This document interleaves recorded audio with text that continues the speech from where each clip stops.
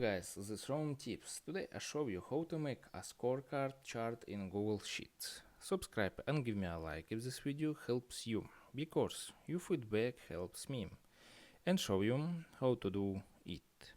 Okay, and this first open Google Sheets and create new project or open your project.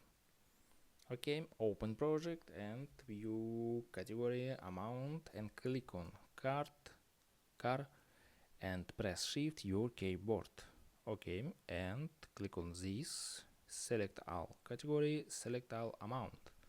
Okay, and in left corner click on insert and click on chart and open your Windows chart editor. Click on setup and chart type, click on this, scroll down